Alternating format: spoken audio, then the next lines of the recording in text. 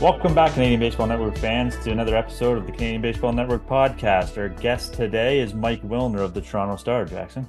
Well, we're about almost a third of the way through the Jays season now. So really looking forward to chatting with someone who covers this team, day in, day out, is always around the team, around the ballpark, and has done so for a long, long time. Right? Mike's seen some great teams. He's seen some bad teams, and he's seen everything in between. So I'd love to know kind of where he's at with this team. Does he think this team has a couple 8-2, 9-1 stretches in them to get right back in the picture here? What he thinks of their chances at still getting to the postseason, those kinds of things, his trade deadline outlook, all that stuff. Really looking forward to chatting with him today. Yeah, we're going to talk some Blue Jays baseball, obviously, but I also want to dive into his career a little bit. He's had an extensive career, obviously currently at the Star, was with Rogers, Sportsnet at one point on the radio, hosted Blue Jays Talk. That's back kind of maybe in my younger years, but not a guy that's afraid to share his opinion and call callers out for some of their comments. So I'm excited to dive into a little bit of that as well.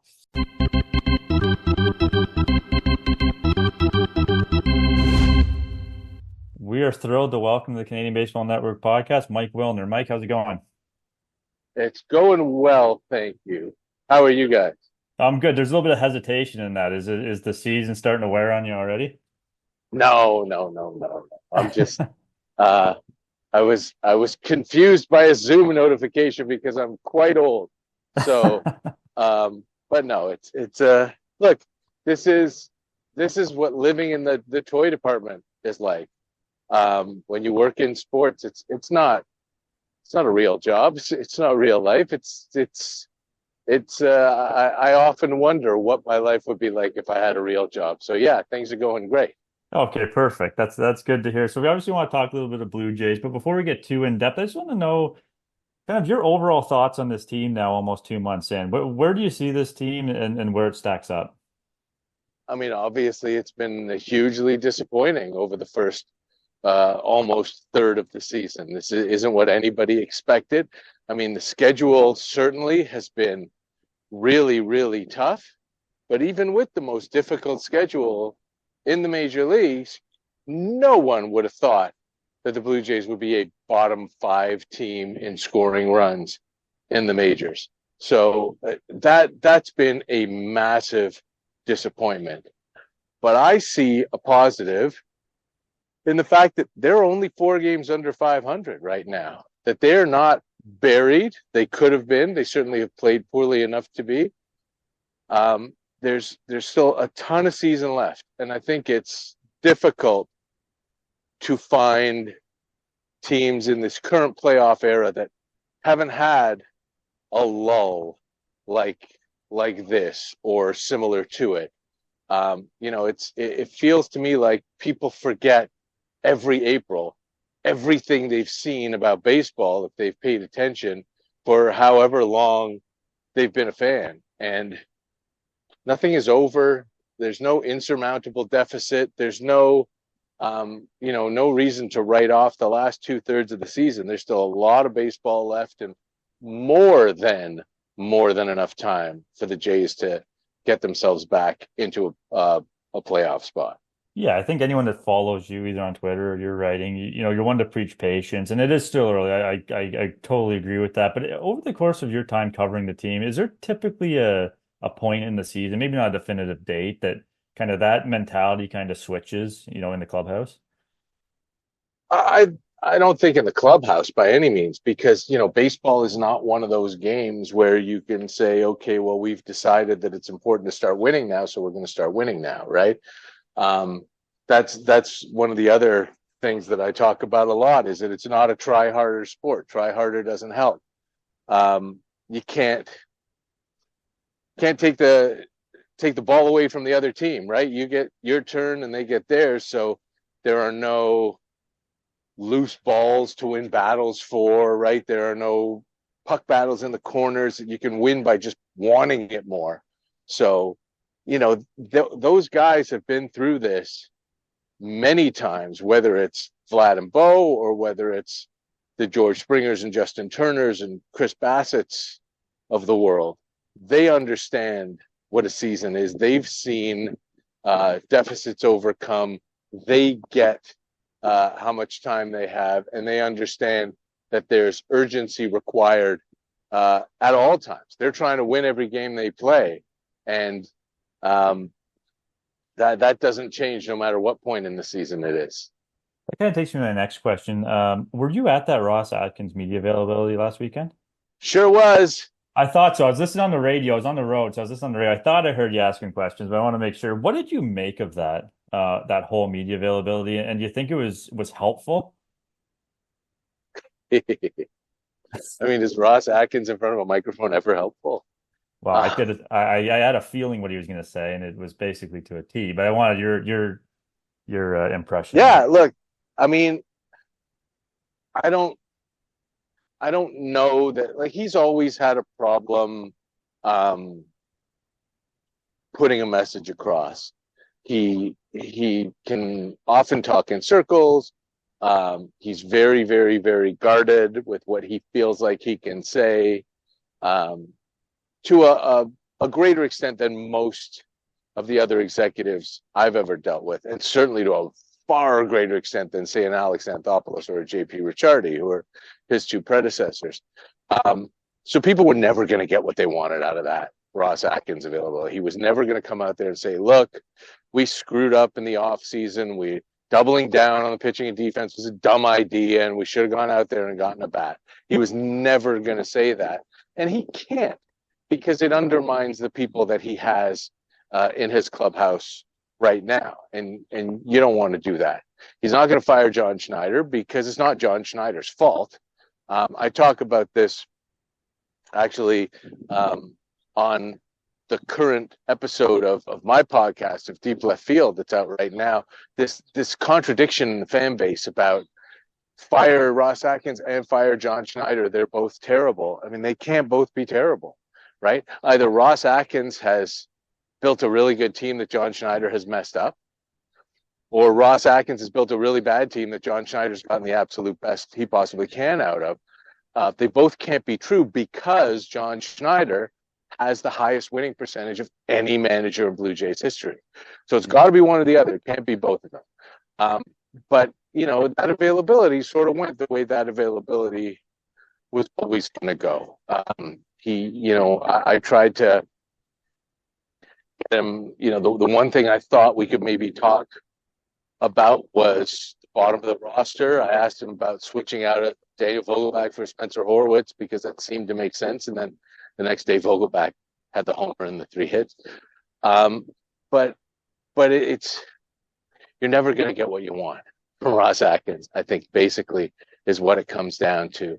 And I think it's in his best interest to never give us what we want, because that's just the sort of way an executive and this entire top down front office of the Blue Jays, from Mark Shapiro on down, it's the way they want to present themselves.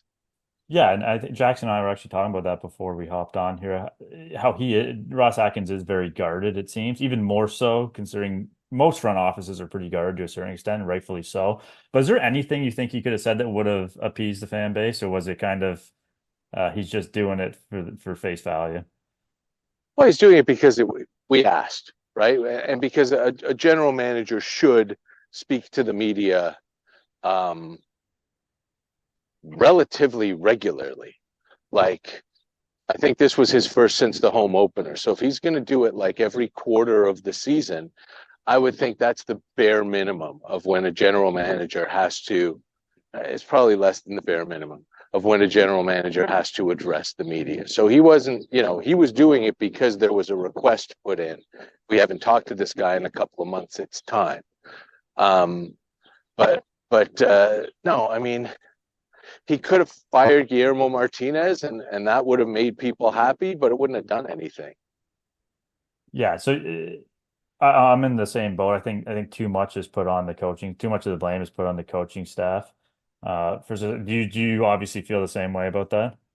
Sure. A bad coach can't turn a great hitter into a terrible hitter, and a great coach can't turn a terrible hitter into a great hitter. These guys are motivated by the hitters. The players are motivated by the fact that it's their livelihood, right? And Bo Bichette and Vladimir Guerrero Jr. are going to be free agents after next year. Danny Jansen is going to be free agent after this year. They are highly motivated to perform as well as they possibly can in order to cash in when they become free agents. So if they're getting advice from a coach that's hurting them, they're not so stupid that they can't see over 6 weeks, hey, this isn't working.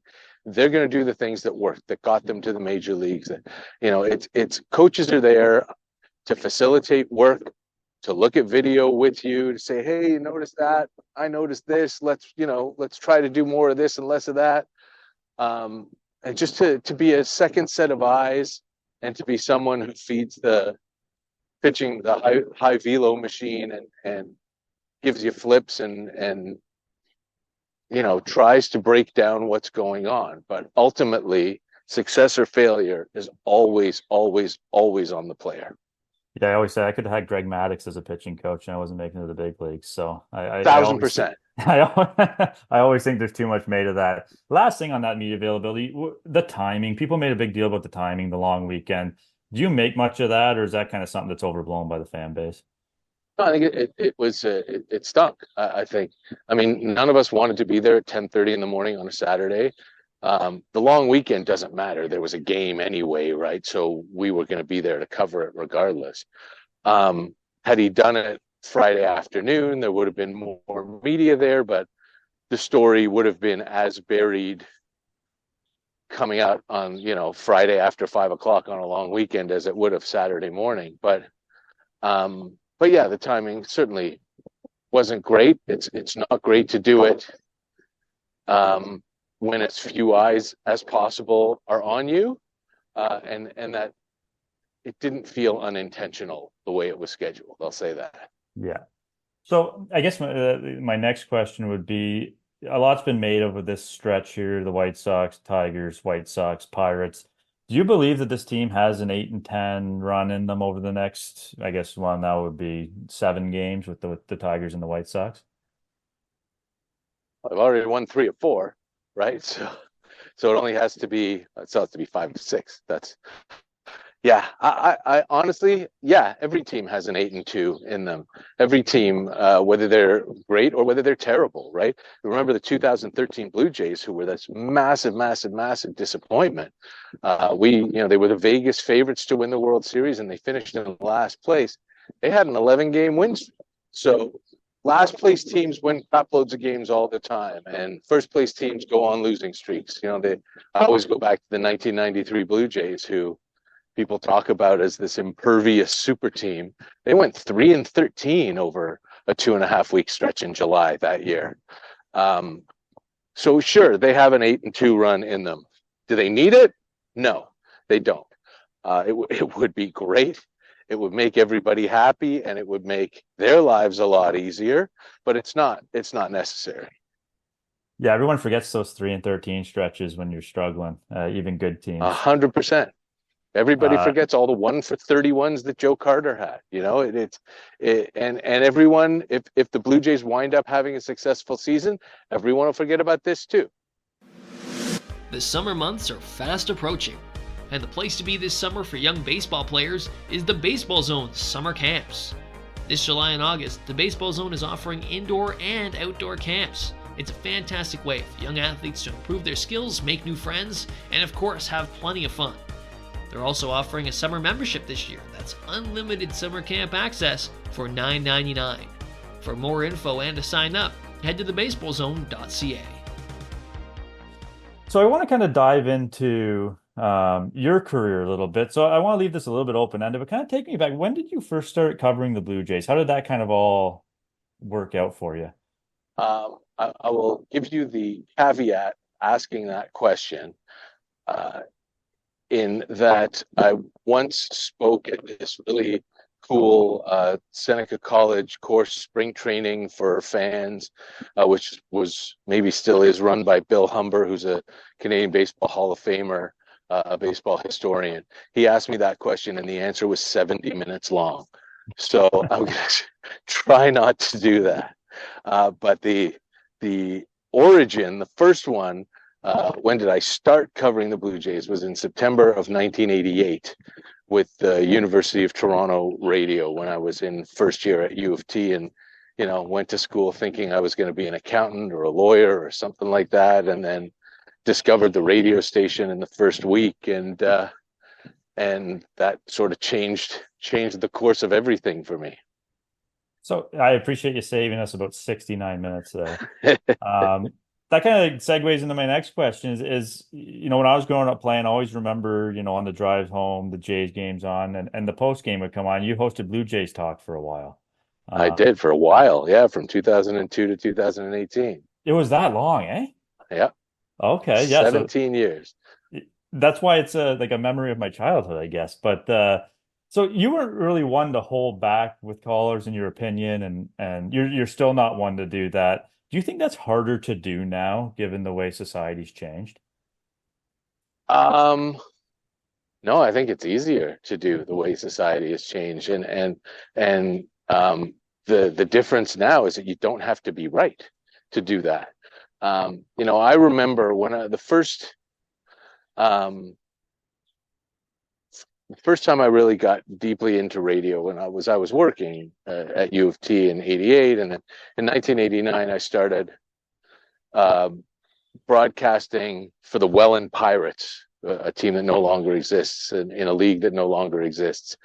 But they were a farm team of the Pittsburgh Pirates. Tim Wakefield played for them, and UL Washington was their manager. And I remember I commuted back and forth to Welland. And when I drove home, I would listen to the post-game show, various post-game shows, because you could pick up a million different radio stations. And, a lot of the times I would just hear two different things. One, listening along, I would think, the host, did he even watch the game? Me not having watched the game either. And the second thing was I would hear people call in and open their call with just an absolutely ridiculous statement that had no basis in fact at all. And the host would say, uh-huh, and the caller would continue.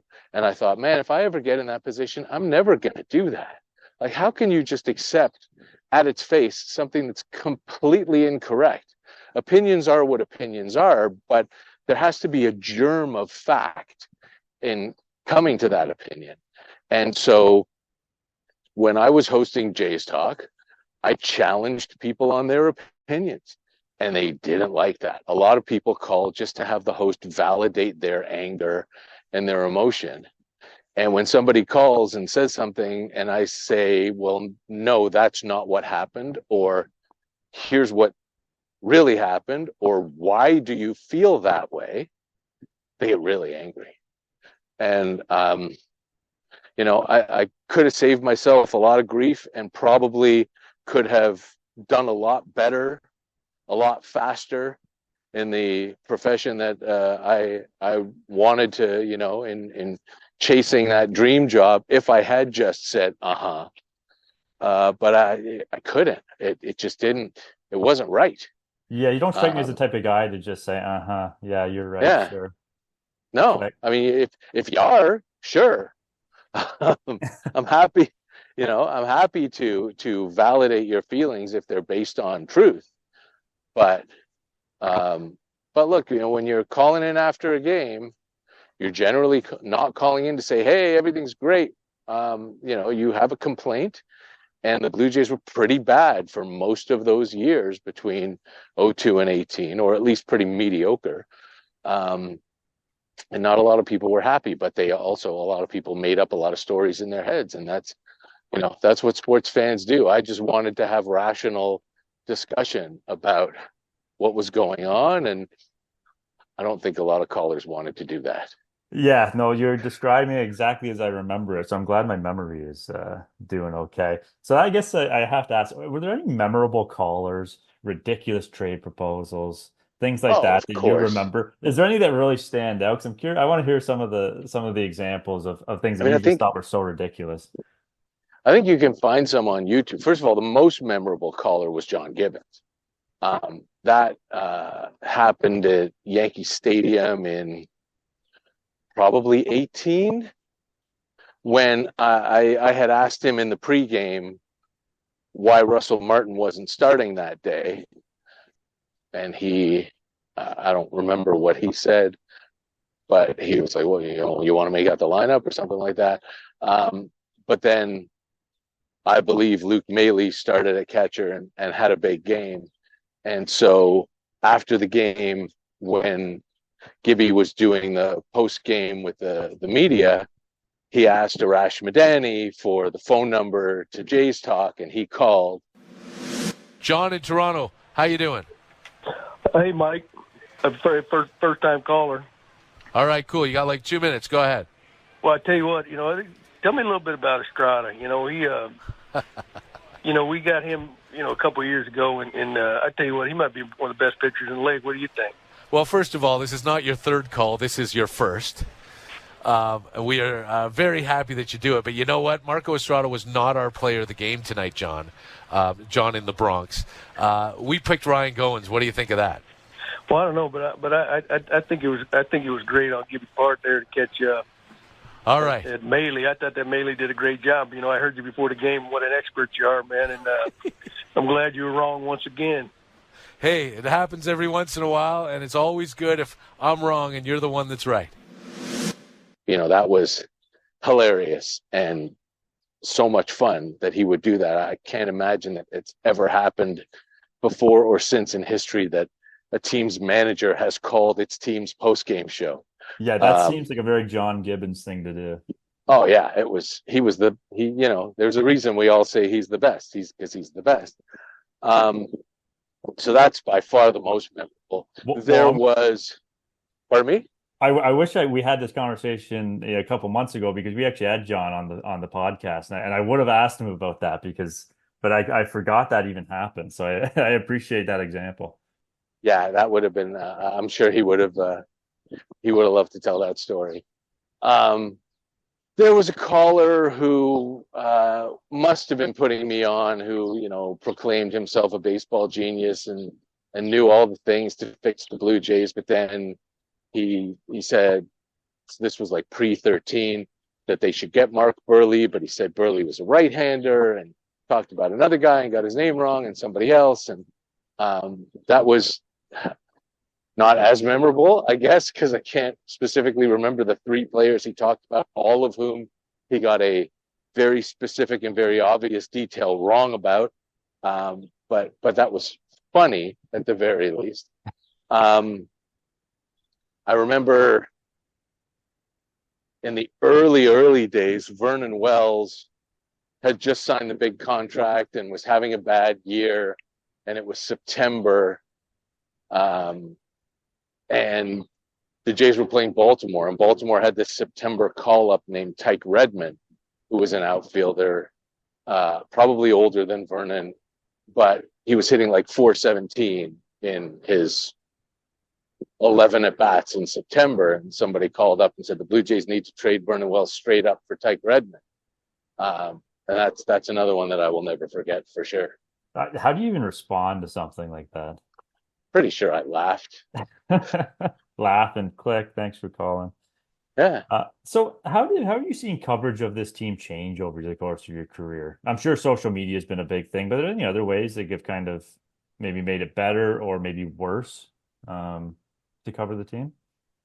Yeah, I mean, I think overall it's a lot worse because really the only media outlets that are that can afford to and are pushing being with the team all the time are Rogers and MLB.com. And that it sort of, slants the coverage a little bit. I worked for Rogers for a very long time, and I was never told to say something or not say something or avoid something or whatever. But when that's the only place covering the team on a regular basis, or MLB.com, which is Major League Baseball, and Keegan Matheson is a very good reporter, does a wonderful job, but there are stories that MLB.com just doesn't touch because they don't want to make make things look bad or touch on a negative thing. So the Star, where I work, does not travel regularly. I'm going to be at the games in Detroit this weekend, but that's the first road series we'll have had a reporter at since the opening series of the season. The Athletic doesn't travel regularly. The Sun doesn't travel at all. The Globe doesn't travel at all. And the National Post is the Sun, so same thing. They don't travel at all. So there's nobody there. Very often on a Blue Jays road trip, it's just Keegan and whoever's there for Sportsnet, whether it's Shai Davidi, Ben Nicholson Smith, or Arden Zwelling. And that's it. And that doesn't help with coverage of the team. Now, there are a lot more voices out there online. There are a lot more bloggers writing about the team, talking about the team, but who are never there, who never talk to players, who never talk to coaches or managers or management. They just, often go off what they see on TV or the quotes that we use when we actually talk to people. So there are a lot of people there who imagine that they have some insight into the team, but who don't really have that kind of insight into the team. And that's too bad too. I mean, I'm sure a lot of them would like to have that access, and it's up to the team to grant access or not. But there's a lot more coverage, but there's a lot less deeply informed coverage. Yeah, no, that makes sense. That's kind of what I've kind of seen as well. So to hear you say that definitely makes sense. You mentioned, certain stories that MLB.com won't touch, or, you say it's never happened at Rogers. So that does, certain outlets will do that, you think? Never happened to me at Rogers, and I can't imagine that it's happened to Shai and Ben and Arden. I don't think they would put up with it. Yeah, because I think that's a criticism some fans take, not knowing the situation. I mean, you see that a little bit about, you're not asking the hard questions. You're not asking this question to Ross Atkins or Mark Shapiro or John Schneider. How do you kind of respond to that? I mean, it's not true. Like what your average angry fan thinks is a hard question is not a question that you would ever ask to someone's face. Right? They want me to go up to George Springer and say, "You're old. Have you come to the understanding that you suck now and you're never going to be good at baseball anymore?" I'm not going to say that to him because it's ridiculous, and two, it's not going to get me an answer that I want to get, and he's not going to want to talk to me anymore. So when I need him for stuff, I'm not going to be able to get him. And most importantly, it's not true. But when you're asking questions, you're trying to get a good answer. And so you have to, you can't say to John Schneider, "Boy, that was really dumb when you brought this guy in instead of that guy."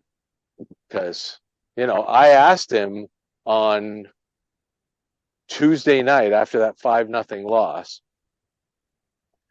Trevor Richards had come in and gotten a couple outs in the top of the 8th inning. With a runner on, and then the White Sox pinch hit Dominic Fletcher, the lefty. So Tim Meza came in, and you're down 3-0.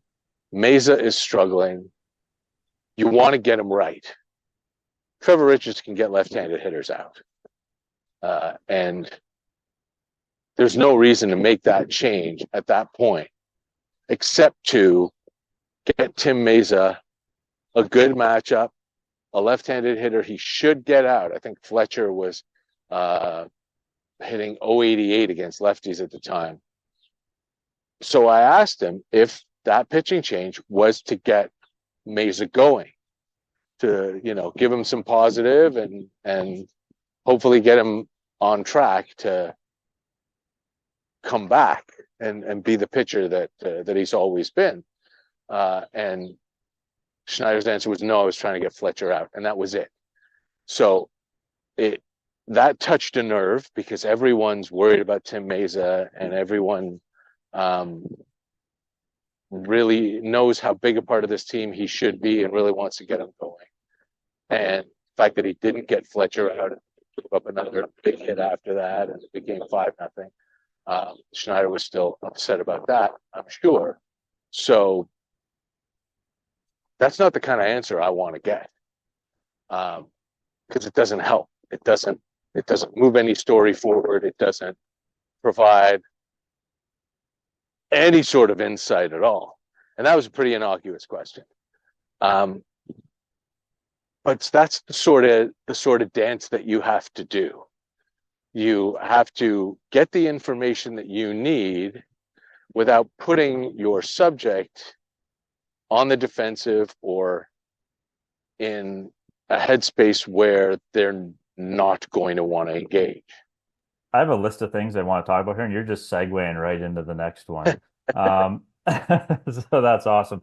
So for, aspiring reporters, people that may want to be in your shoes one day, how do you go about building those relationships while still knowing that you have to be critical of the team at times when they're not playing well? I mean, it depends on your definition of critical, right? It's funny. I think most people see me as this huge homer, but occasionally I get some tweets and some messages that say I'm always negative. That's just like you to be so negative, which blows my mind. I've always felt that I'm a realist, but being critical isn't going up to somebody and saying you suck. That's not being critical. Being critical isn't me writing that everything is terrible, everybody needs to be fired, and this is awful. I've always gone by the rule that I would never say anything on the radio or never write anything that I wouldn't say to that person's face. And it's served me well in the 35 plus years that I've been covering this team. If you're critical, but your criticism is fair and based in truth, then you can always stand up on that. If someone, and people have come up to me and had a problem with something I've said or something that they've thought that someone told them I said, which turned out not to be true, but on those rare occasions where it's happened, my response is, was it true? Unflattering can be true. If it's true but unflattering, too bad. It's still true. But if it's wild speculation, or if it's jumping to a huge conclusion or something like that, that's not fair. That's not criticism. That's just, clickbait or petulance or whatever, or whining. But if it's true, then it's true. And whether they like it or not, it's still true. Yeah, that's it's fantastic true. Like, advice. Yeah, I mean, it's true that when Mark Shapiro and Ross Atkins got here in 2015 and 16, respectively, they talked about building a perennial championship contender that would have waves of talent coming up from the minors all the time to replace the major league talent that was leaving. That hasn't happened.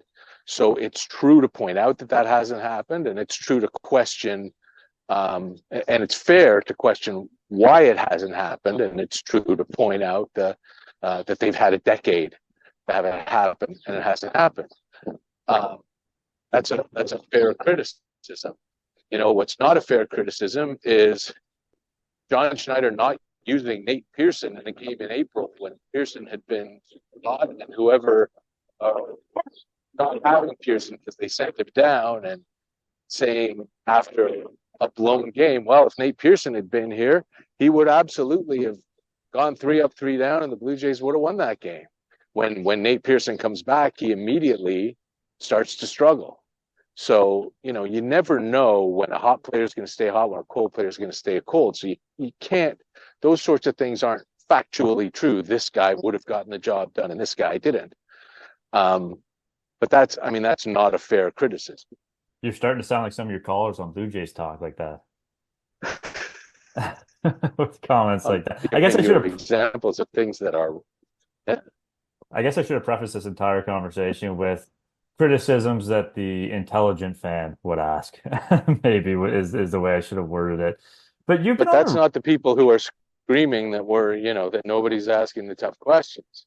Yeah, those aren't the people that are tweeting crazy things at you on Twitter. Like I saw one yesterday about the 100 games to win the wild card. Right. That was a good That one. was ridiculous. And that guy also said that, the Blue Jays have to average 7 runs a game the rest of the way to make the playoffs, which is one of the dumbest things I've ever seen. And you called it out just as you should. Yeah. Yeah. That's I don't know if I should or if I should just not give them any attention or well, what, but provides entertainment value if nothing else. I guess. But someone that's been on radio for so long and how from a calling a game standpoint, how difficult do you think it is to call the game remotely on radio or at any point? So difficult. It's so difficult. I feel so hard for Ben Shulman and for what Ben Wagner went through the last 3 years. You just can't do it. You just can't do the job properly remotely. And never mind the being there for batting practice, talking to people, hearing from the managers, all of that stuff. You can't call the game off a monitor. You can't call the game properly when you can't see everything at the same time. If the camera's showing you where the ball is going, but not where the runners are going. I go back to the 2015 Pan Am Games gold medal, winning one of the greatest plays in Canadian baseball history was runners at first and second. Canada was down by 1 to the United States in the bottom of, I want to say, the 10th. And the pitcher threw away a pickoff throw to first base. And both runners wound up scoring. And it was, Pete Orr diving in with the winning run, this great 270-foot dash. But Warren Saaki was calling that game in a studio on CBC off a monitor.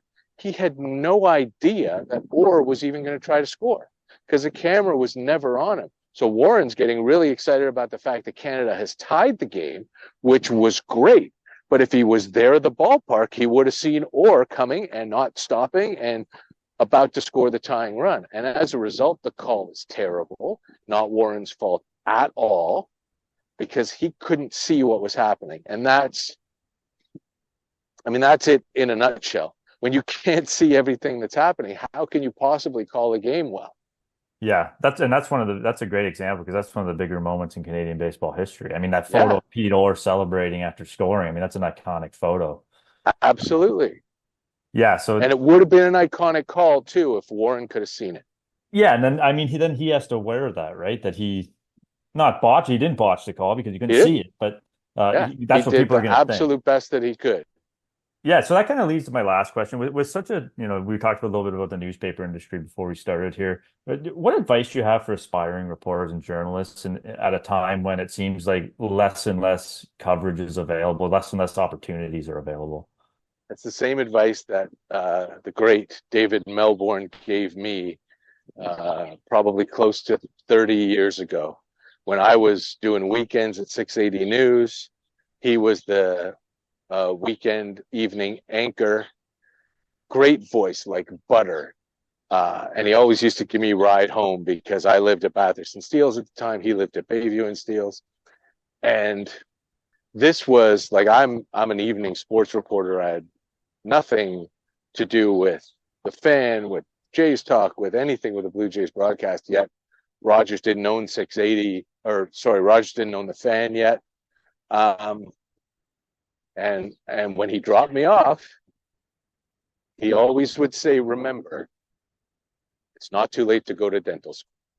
On that note, Mike, we really appreciate you taking the time and we know you're busy, but we do appreciate it. Thank you so much for all your insights. Oh, I'm happy to do it anytime. This was a lot of fun. Thanks for having me.